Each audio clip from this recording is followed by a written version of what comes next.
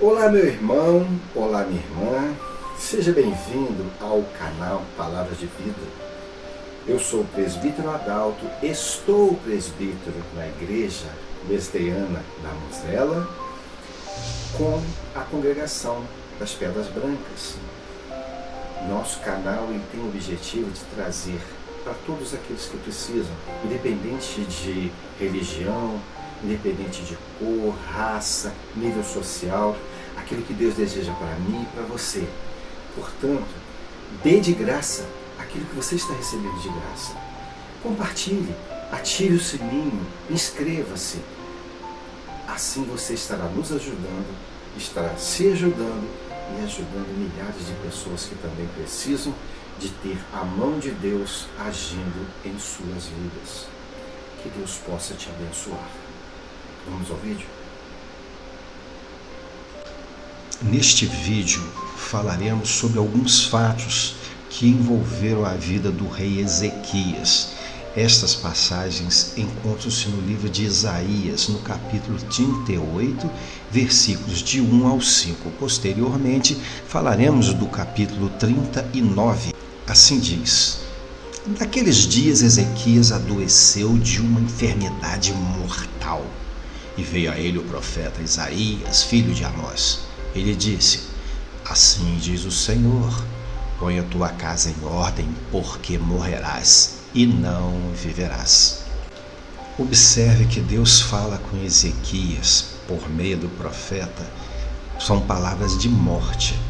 Mas saiba você que Deus, quando adverte alguém de alguma coisa, ou mostra algo ao homem por meio de profecia, visão ou qualquer revelação, ele o faz desejando que haja uma atitude de arrependimento do homem.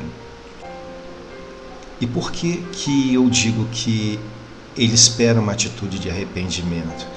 Porque em Ezequiel 18, versículo 32, diz: Porquanto não tenho nenhum prazer na morte de quem quer que seja, afirma Yahvé, o Senhor Deus. Convertei-vos, pois, e vivei.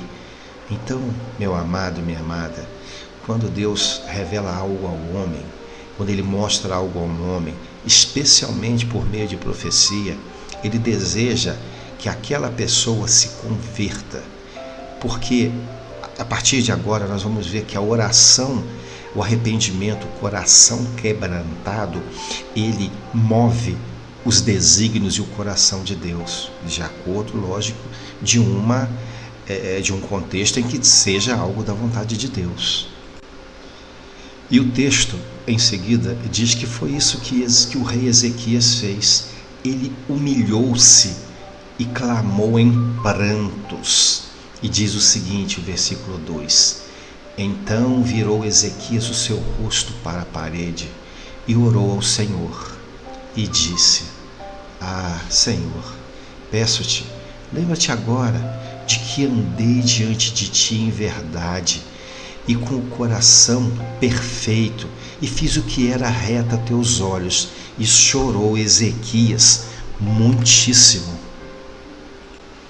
Vocês que são pais, que sabem o que é ter um filho, o amor de um pai, de uma mãe por um filho, imagine você ver seu filho soluçando, chorando e te pedindo algo, rogando-lhe que lhe faça algo. Deus também tem o mesmo sentimento por nós que somos seus filhos.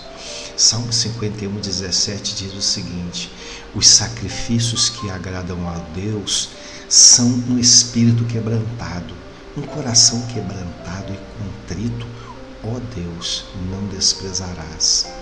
Então, a partir do momento que Ezequias se humilhou, colocou seu rosto em pó e quebrantou seu coração diante daquele que tudo pode, veio a palavra do Senhor a Isaías. Então o versículo 4 diz o seguinte: Então veio a palavra do Senhor a Isaías dizendo, veja bem,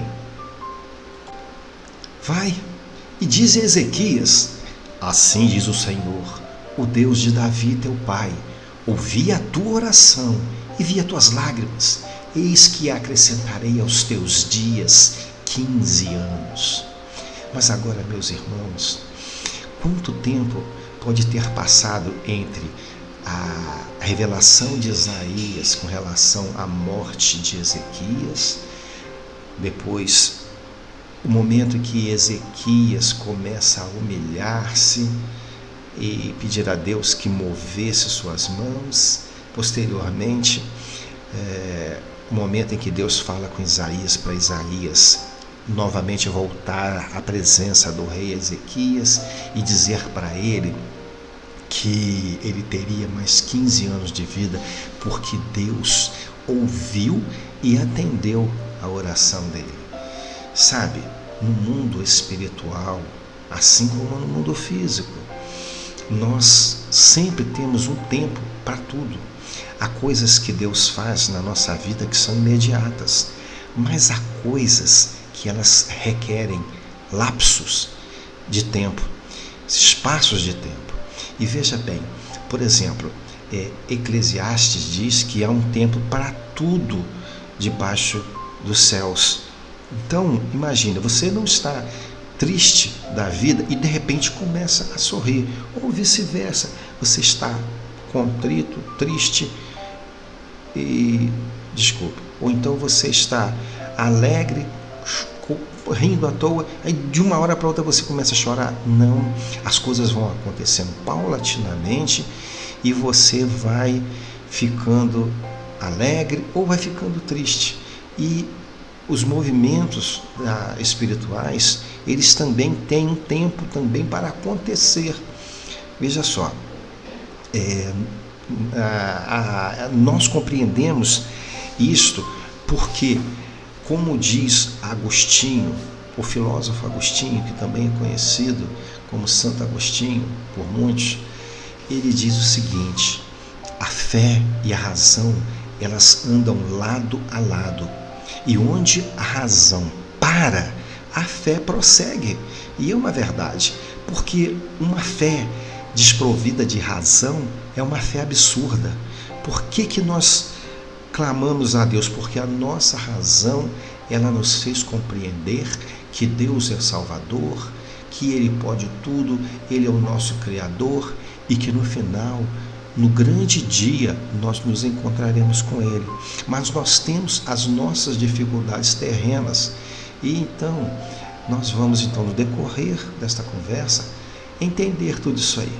Agora nós vamos passar para o capítulo 39 do mesmo livro, que diz assim, Isaías 39, no versículo 1: Naquele tempo enviou Merodach-Baladã, filho de Baladã, rei da Babilônia, cartas e um presente a Ezequias, porque tinha ouvido dizer que havia estado doente e que já tinha convalescido.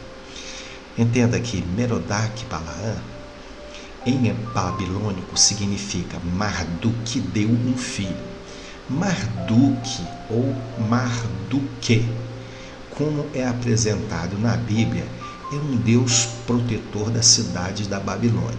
Pertence a uma geração tardia de deuses da antiga Mesopotâmia.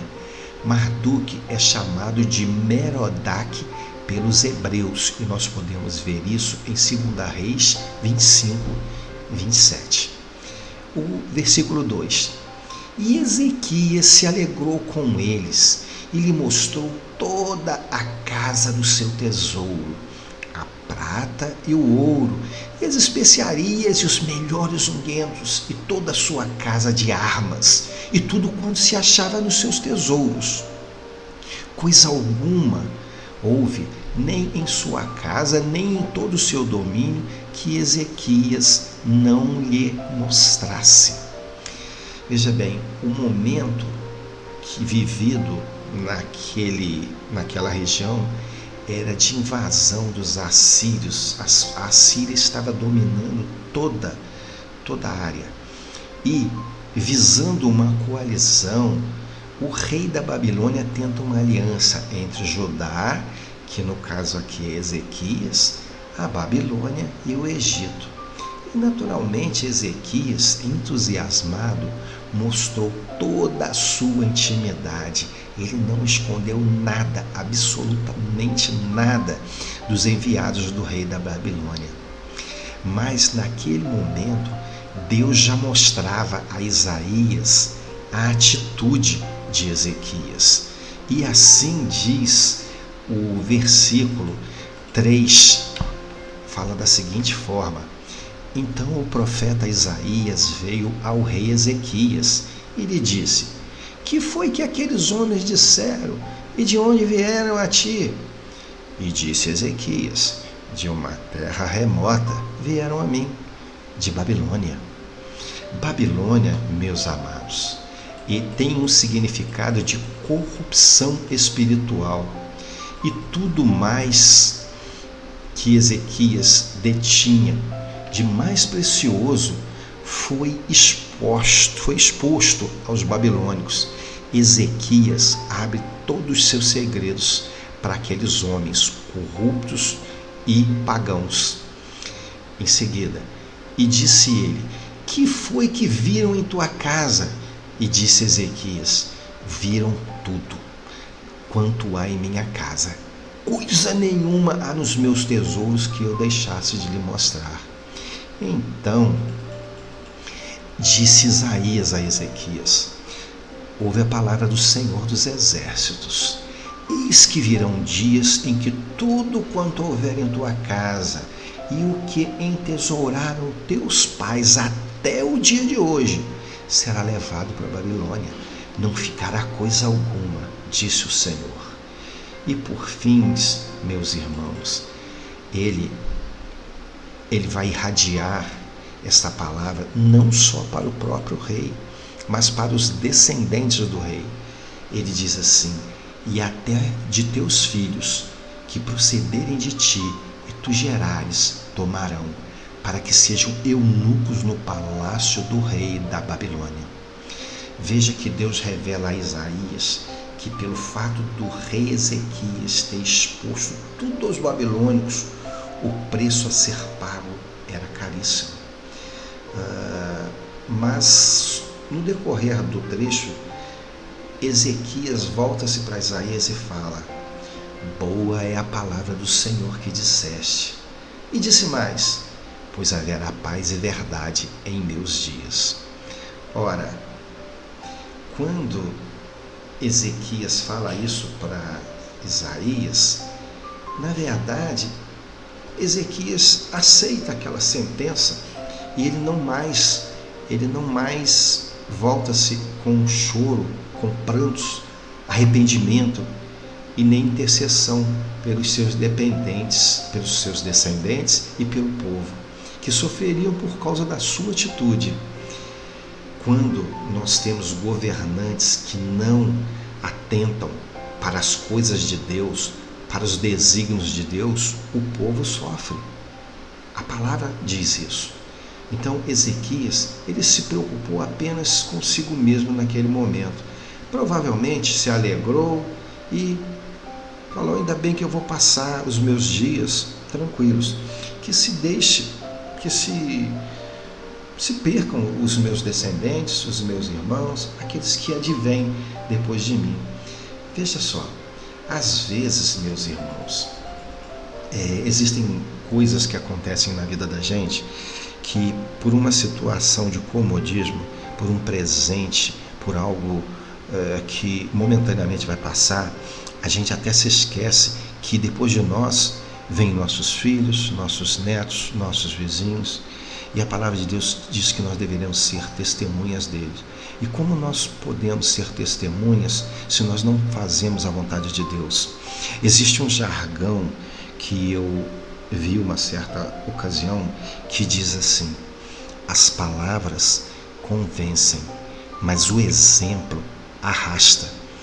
Meu amigo, os problemas, quando se apresentam a você, com quem você reclama, chora, esperneia, com seu vizinho, com o pastor, com o diácono, com o seu cônjuge, com o seu filho, com o presbítero, com o padre, com o santo, ou você se humilha ante os pés de Deus? Porque, veja só, quando nós nos humilhamos, nós derramamos o nosso coração diante de Deus, a oração é capaz de mudar os desígnios de Deus, de fazer a existência, fazer surgir coisas que não existiam. Ele tem o poder para isso e nós cremos nisso, ou nós cremos na Bíblia apenas parcialmente.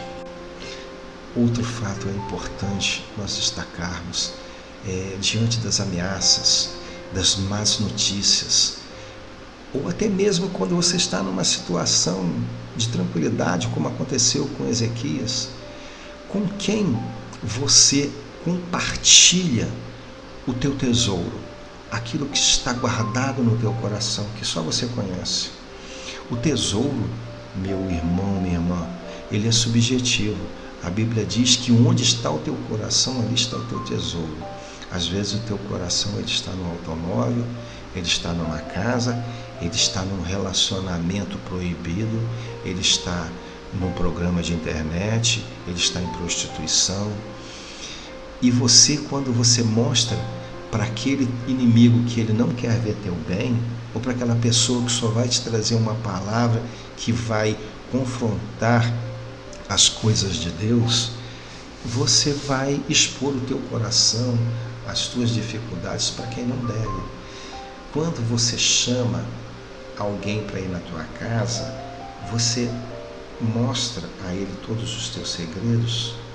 Pois bem, Deus hoje, ele deseja adentrar na tua casa, que é o teu coração.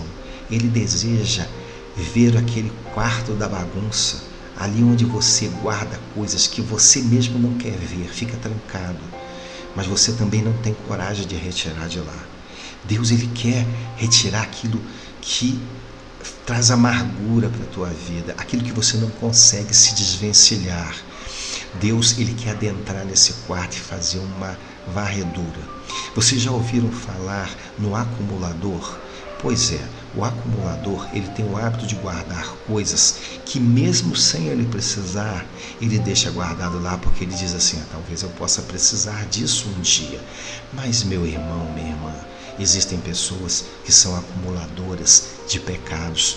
Ela não pratica agora, mas ela fala assim, não, deixa isso aqui, eu não vou me livrar disso aqui agora não, porque amanhã ou depois eu posso mudar de ideia, eu posso estar num momento difícil, aí eu vou usar esse pecadinho aqui, eu vou voltar para esse pecadinho aqui, entendeu? Às vezes a pessoa está, por exemplo, em prostituição, ela não está mais encontrando com aquela pessoa, mas ela não se desliga daquela pessoa, porque ela pode amanhã ou depois, pode voltar a se encontrar. Da mesma forma, a droga, ela não se afasta das más companhias, ela não está mais usando as drogas, mas ela não se afasta, porque ela pensa assim, um momento desse que eu estiver em dificuldade, eu posso até usar um pouquinho, né? Então, meu irmão, minha irmã, Deus, ele quer te livrar de uma vez por todas de todo esse entulho espiritual que está no quarto de bagunça da tua vida.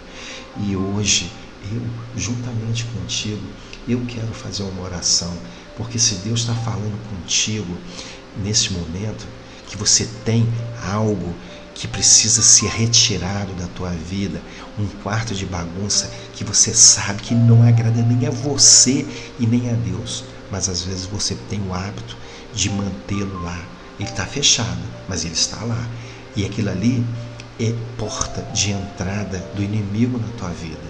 Então, Romanos 12 diz assim, não se amoldem ao padrão deste mundo, mas transforme-os pela renovação da sua mente, para que sejam capazes de experimentar e comprovar a boa, agradável e perfeita vontade de Deus. E a vontade de Deus na tua vida, meu amigo, minha amiga, meu irmão, minha irmã, é que você se renda incondicionalmente aos pés dele.